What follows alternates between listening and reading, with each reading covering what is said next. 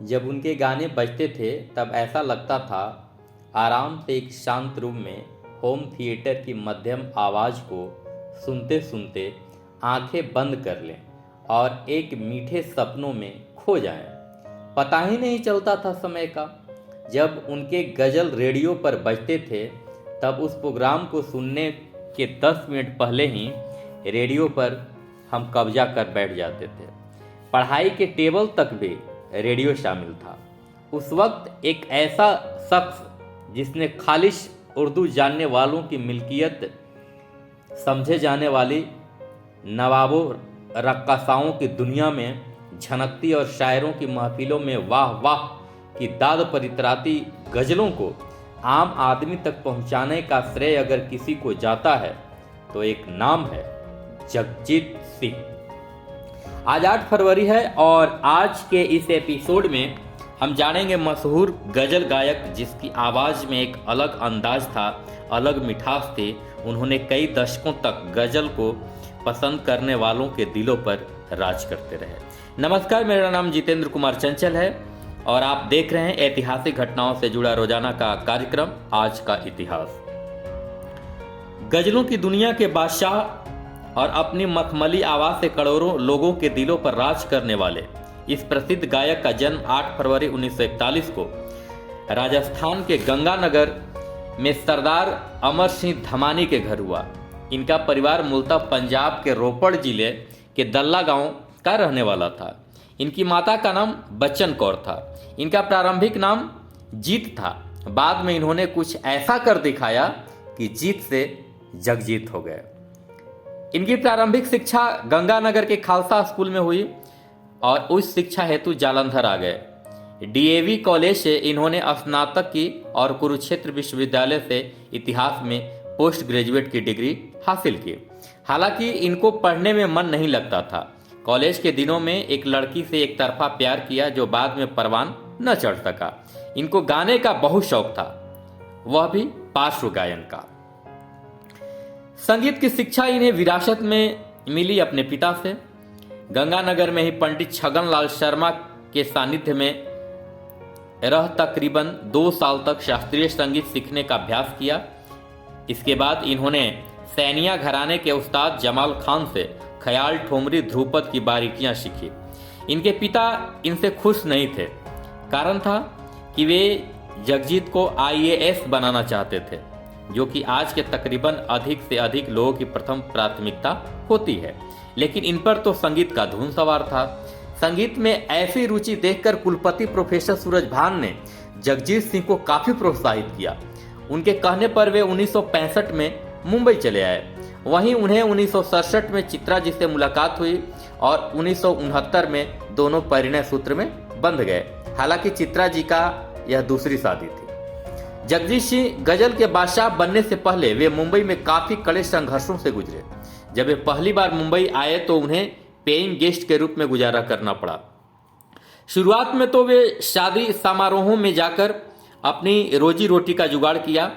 असली संघर्ष तो तब शुरू हुआ जब वे कई फिल्मों में संगीत दिया, लेकिन न तो फिल्म चली और न ही गीत। डिम्पल कपाड़िया और विनोद खन्ना अभिनीत फिल्म लीला का संगीत औसत दर्जे का रहा।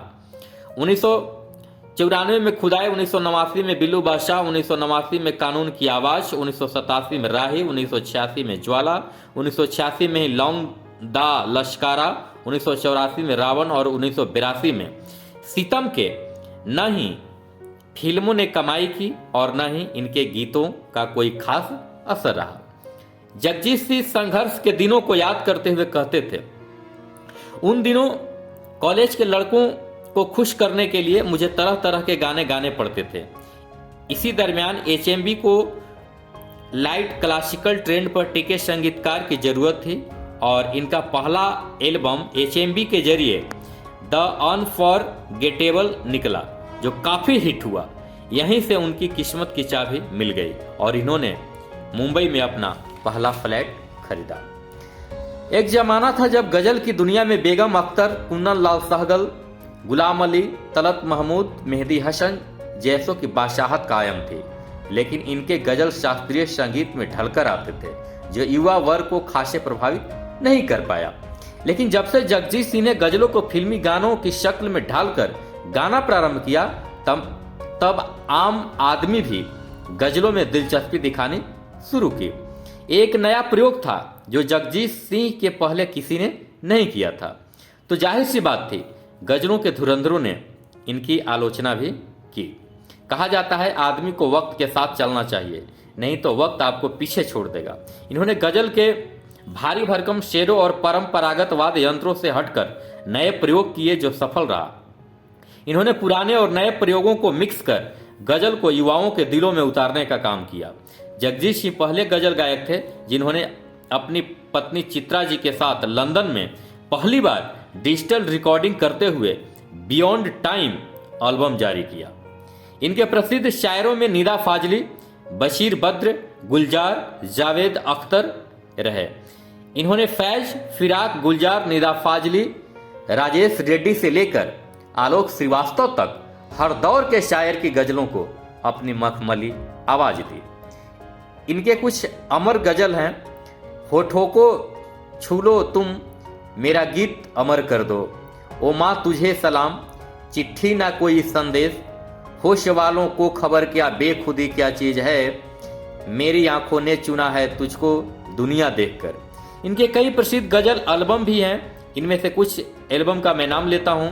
इंतहा, कोई बात चले, तुम तो नहीं हो, सिलसिले, अदा, सज्जदा, कहकशां, मैं और मेरी तन्हाई, और माइल स्टोन इत्यादि। इन्होंने भक्ति और पंजाबी गीत भी गाए। जगजीत सिंह की गायकी को कई सम्मान भी मिले। भारत सरकार ने 2003 में इन्हें पद्म भूषण पुरस्कार से नवाजा। जगजीत सिंह ने अपने जीवन में दौलत और शोहरत दोनों कमाए। पूरा भारत जानता है, यहाँ तक कि भारत से इतर भी एक बेहतरीन जिंदगी माया नगरी में गुजर रही थी। किसी को क्या पता था कि दुनिया के दिलों पर राज करने वाले को एक दिन अपने ही दिल पिघलता नजर आएगा। इनके जीवन में सबसे मनहूस दिन साबित हुआ जब इनके इकलौते बेटे 18 वर्षीय विवेक की सड़क हादसे में मौत हो गई। वहीं दूसरी ओर चित्रा जी की पहली शादी से हुई एक बेटी मोनिका ने 49 वर्ष की आयु में आत्महत्या कर ली। जीवन के तमाम झंझावातों से जूझते हुए गजल की दुनिया का बादशाह स्वयं 10 अक्टूबर 2011 को इस दुनिया से विदा हो गया। इन्होंने लीलावती अस्पताल में अंतिम सांसें ली। इनकी मृत्यु की खबर सुनकर न सिर्फ भारत के लोगों की संवेदनात्मक प्रतिक्रियाएं आई, बल्कि पाकिस्तान के कई गायकों, आमजनों का भी संवेदनात्मक संदेश सोशल मीडिया, प्रेस मीडिया के माध्यम से आई। हमारी टीम इस गजल के बादशाह को नमन करता है। आज के एपिसोड में इतना ही। आप मुझे YouTube पर देख रहे हैं तो सब्सक्राइब कर घंटी वाला बटन दबा दें ताकि आप तक पहले वीडियो पहुंच सके। फेसबुक और इंस्टाग्राम पर देख रहे हैं तो लाइक और फॉलो जरूर कर लें। जय हिंद।